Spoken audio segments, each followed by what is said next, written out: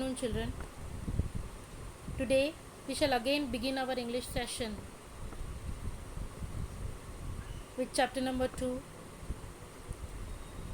Reader Flamingo, Lost Spring, Stories of Stolen Childhood, Part 2, I Want to Drive a Car, Session 4. Now, when the lesson opens, we are being introduced with our protagonist, Mukesh, who has a dream to be a motor mechanic, and when the writer asks him, he proudly announces that he wants to drive a car.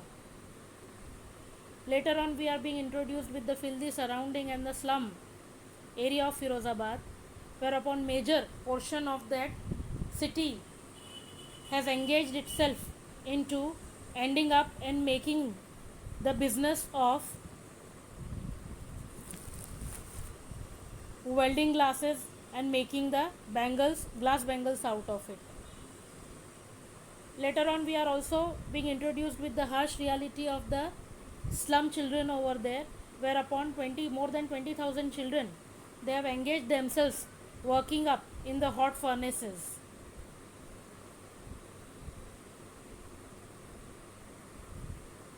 When the writer, she is being taken to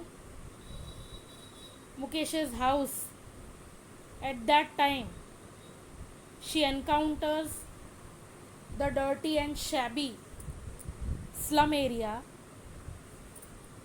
that is devoid of any basic facilities.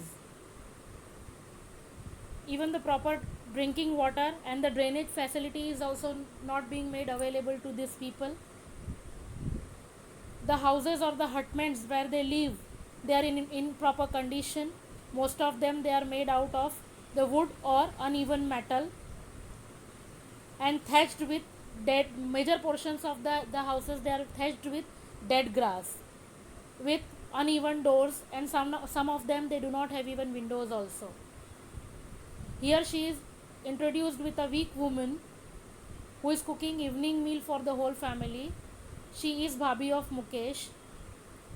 He is living in a house consisting of his brother and his father also.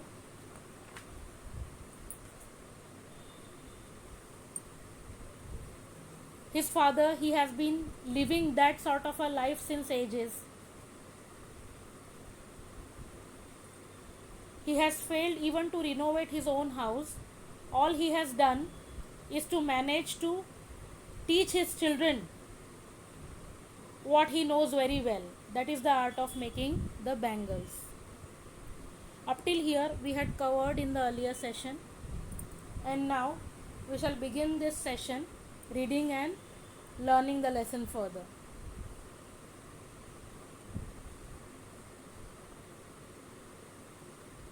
It is his karam, his destiny, says Mukesh's grandmother, who has watched her own husband go blind with the dust from polishing the glass of bangles. Now here we are being introduced with the grandmother of Mukesh, who is telling it is their destiny only and it resides in their karam only. Okay, they have to work being bangle makers only, and they are destined to die also being bangle makers. Can a God-given lineage ever be broken? She implies. Born in the caste of bangle makers, they have seen nothing but bangles in the house, in the yard, in every other house, every other yard, every street in Firozabad. Now obviously they were being born in the family of bangle makers only. Since the very childhood she has seen bangles only. Even her ancestors were also engaged in this business of making the bangles only. So the bangles, they were being seen in each and every corner of Firozabad. Bangles of each and every color.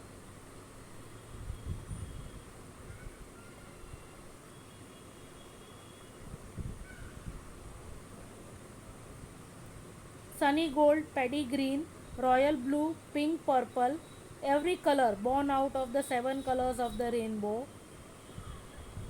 lie in molds in unkept yards, are piled up four-wheeled handcarts pushed by young men along the narrow lanes of the shanty town. So, in each and every house of Firozabad, we will be able to see people engaged in making these glass bangles. So, we will be able to see glass bangles in each and every street of Firozabad being carried by the workers over there, sometimes on their shoulders and sometimes even on the wheel, or even on the carts also. So bangles resides in each and every corner and each and every house of Firozabad. And in dark hutments, next to lines of flames of flickering of lamps, sit boys and girls with their fathers and mothers, welding pieces of colored glass into circles of bangles. Their eyes are more adjusted to dark than to the light outside. That is why they often end up losing their eyesight before they become adults. So even the small children of the house, they are also engaged in the business of making these bangles. The small girls and the boys of the people over there residing in Firozabad, they are also engaged in making these glass bangles, and they have adjusted their eyes to darkness in such a manner that even most of the children over there, they lose their eyesight before they become adults. Means very soon they lose their eyesight because they have to remain in contact with the hot furnaces for hours and hours.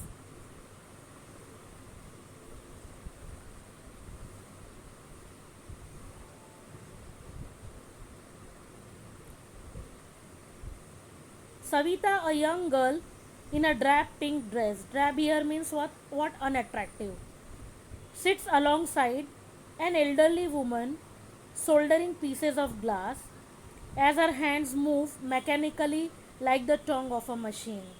Now here the writer, she encounters a young lady called Savita. She is sitting very near to the old woman. Now her hands, they have gone used to making these bangles in such a manner that it seems that they have become mechanical. They know what sort of and how that particular work is supposed to be done. As we see the machines doing the work automatically, in such a way, she also has trained her hands in such a manner that they appear more to be mechanical doing that work. I wonder if she knows the sanctity of the bangles she helps make. Sanctity here means piousness. So here the writer, because she is a young lady, because she is too young to understand the concept, she even does not know also what piousness or what is the story behind the piousness of these bangles that she is making.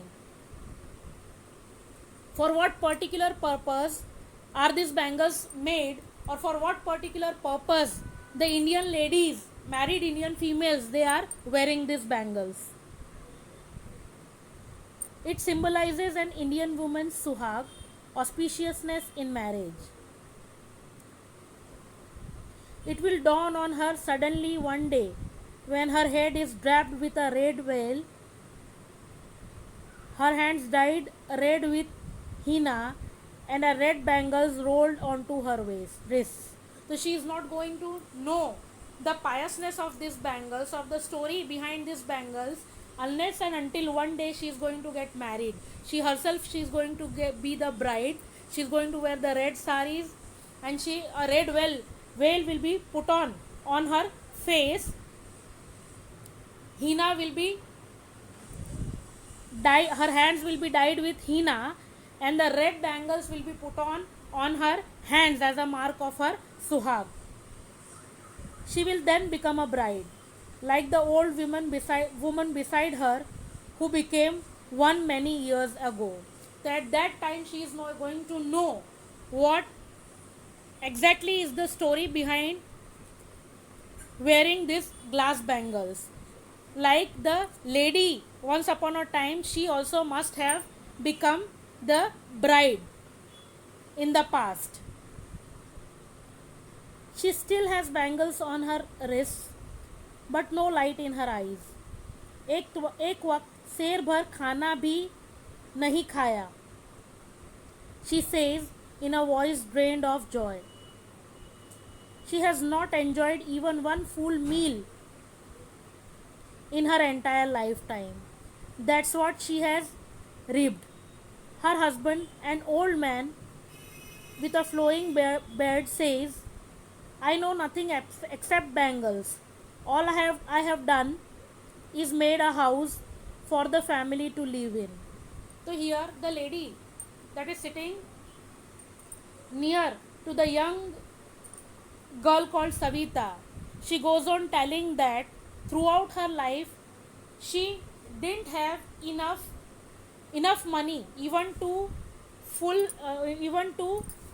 her stomach for one time, and her husband, who is as old as her, he also goes on telling that in whole of his in throughout his lifetime the only thing that he knows is making the bangles.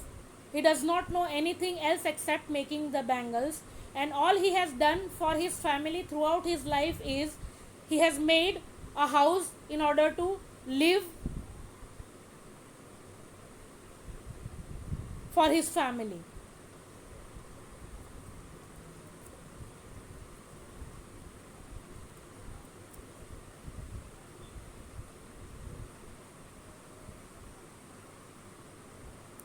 Hearing him, one wonders if he has achieved what many have failed in their lifetime. He has a roof over his head.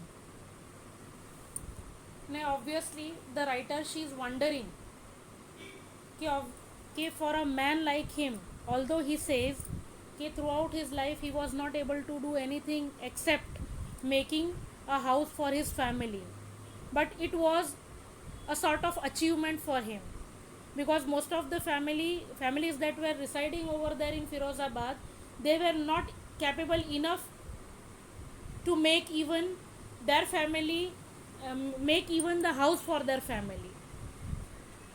Most of them, they were living below the poverty line, and they were not having enough food also even to eat, to forget about making the house or making the children going to school. So the basic amenities, the basic privilege that was supposed to be provided to the children to go to school, even the parents, they were not in a condition even to send their children to school. They were deprived of the primary education, the basic education that was supposed to be given to them. So it was a sort of achievement for that old man, because he was successful in making his family have a house that was being built by him. At least he was having a roof over his head and roof over his family.